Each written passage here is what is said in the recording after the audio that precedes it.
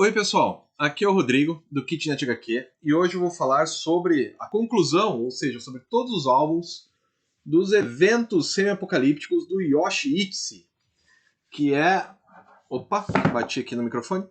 Que é um dos quadrinistas mais interessantes, mais bacanas que você vai ver no Brasil hoje.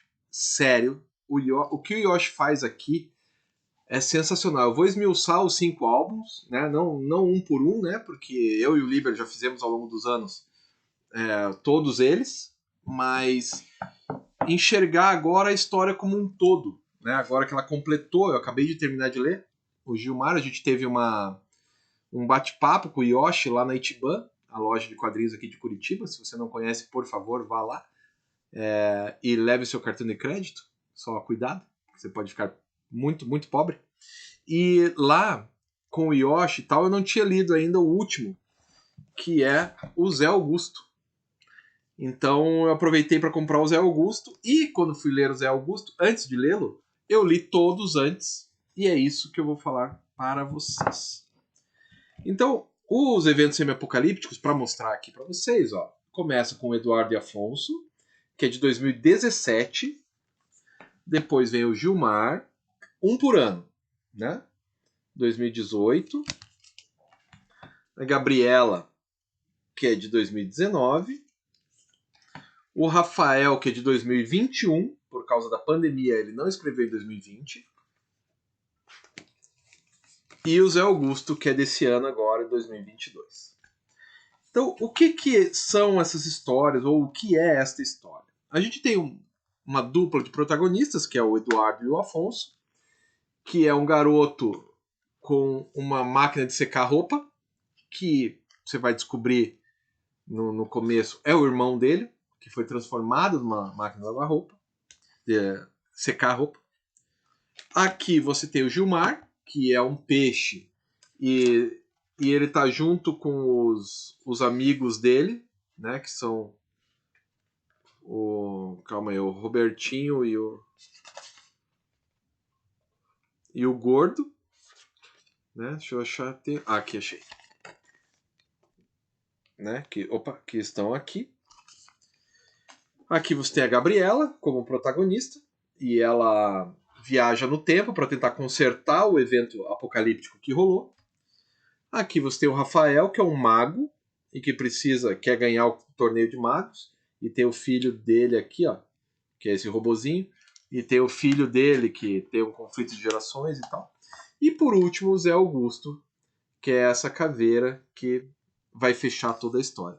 Inclusive, o Zé Augusto é maior, ele tem mais páginas.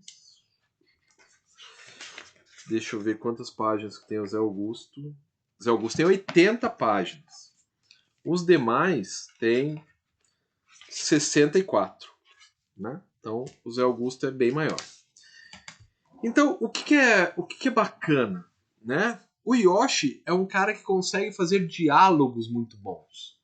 Né? Os diálogos são naturais, ele consegue te colocar dentro da história só a partir dos diálogos, sem forçar a barra. Então ele faz diálogos de tal maneira que você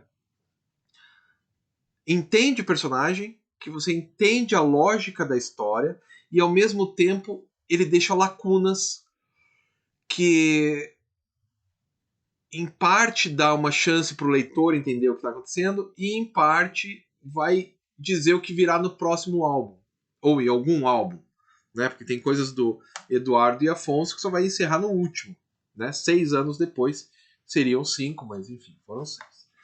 Então ele é um puta criador de diálogos, puta criador de cenários e um puta cara que entende de cores. A paleta de cores dos álbuns, ó, essa aqui é uma paleta de cores. Se você pegar o Gilmar, tem outra paleta de cores. Se você pegar a Gabriela, tem outra. E o Yoshi é um cara, e assim, o Rafael e o Zé Augusto também.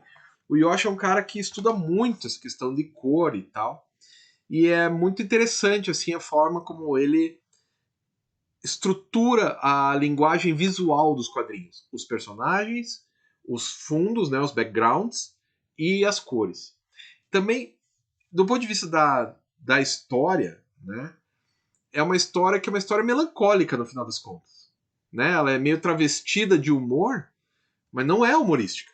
Ela é melancólica, né? Em boa parte dela ela é melancólica, porque afinal de contas você está lidando com um garoto que tenta salvar o irmão, que se transformou numa máquina de secar roupa. Parece legal, mas pô, peraí, eu tô tentando salvar o meu irmão, né? Então olha a quantidade de metáforas que você pode fazer com isso, né?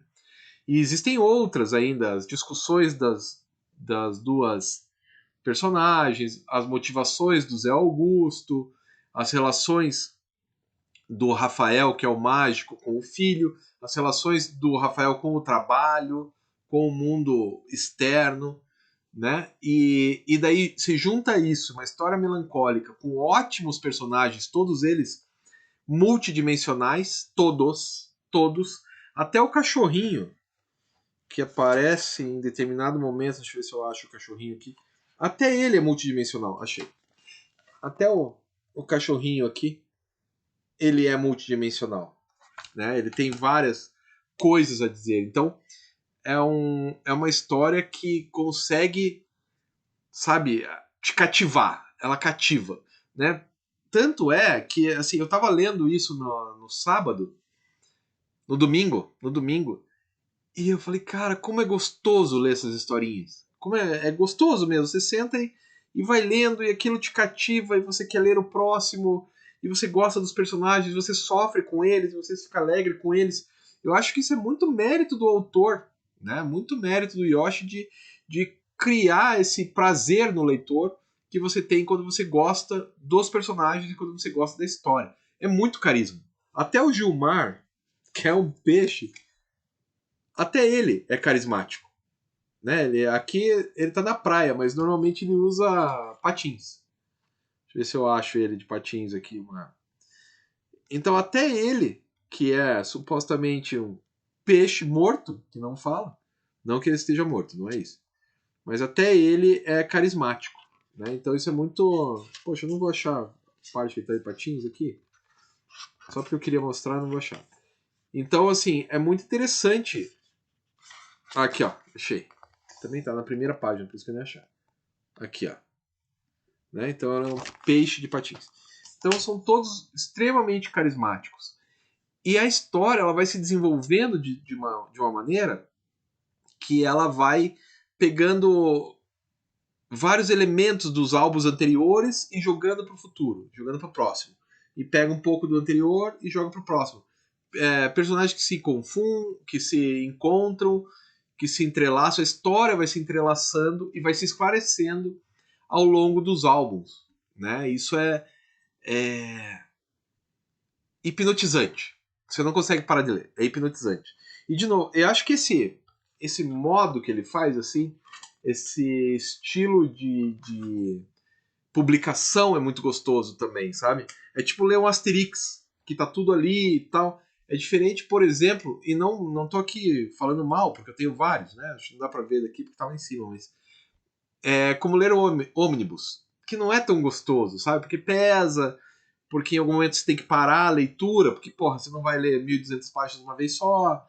Então, isso aqui não. Eu acho que esse formato, desse jeitinho bacana, ele é muito legal. Parece que eu tô lendo o Asterix mesmo. Sinceramente falando, me lembra não, nada a ver com a história do Asterix, mas a emoção de pegar uma historinha do Asterix que você sabe que vai ter começo, meio e fim, mas que também tem coisas para os próximos álbuns, né?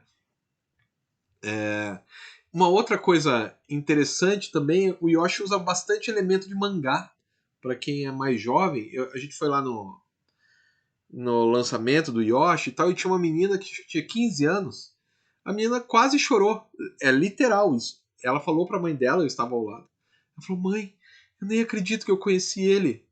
Porque alguma coisa nas histórias do Yoshi bate nas crianças. Se ela tem 15, há 6 anos atrás, ela tinha 9. E ela começou a ler as histórias do Yoshi. Né? Então, e acho que esses elementos de mangá que ele coloca acabam ajudando também essa nova geração e tal. E assim, sabe, é difícil para explicar se você não lê, né? É uma coisa que vai como eu disse, te cativando. São os personagens que cativam. No final das contas, para ser bem honesto, você fica com saudade. Quando acaba a história, você fala, porra, mas eu queria saber mais sobre esses personagens. Sabe? Tipo quando você acaba o Valente do Vitor Cafage. É o mesmo esquema. Acaba e fala, pô, mas eu queria saber um pouco mais desses personagens, são tão legais. Queria continuar nessa aventura. Queria continuar ali. Então, é isso. Eduardo Afonso é isso. Existe. Eduardo Afonso não, os eventos semi-apocalípticos é isso. Então, aconteceu alguma coisa que eu não vou contar para vocês. E o mundo acabou e várias coisas esquisitas estão acontecendo e a magia está misturada com a tecnologia e os personagens vivem vidas que eles têm que dar um jeito de resolver. Cada um dos personagens vive vidas e tem seus problemas para resolver. Basicamente é sobre isso que falam os eventos semi-apocalípticos, que eu recomendo demais. Recomendo demais, se você não leu ainda, faça este favor a você mesmo e leia. Para ler, por mais que o Yoshi diga que você pode ler qualquer um, menos o Zé Augusto para começar, eu recomendo ler na ordem. Né? A ordem é Eduardo e Afonso, depois o Gilmar, depois a Gabriela, depois o Rafael e por último o Zé Augusto. Beleza? E assim, se algum dia isso aqui sair encadernadão, vai valer a pena comprar também. Tá bom, pessoal? Se você está assistindo isso antes da CCXP, acho que o Yoshi deve estar por lá. Aproveite.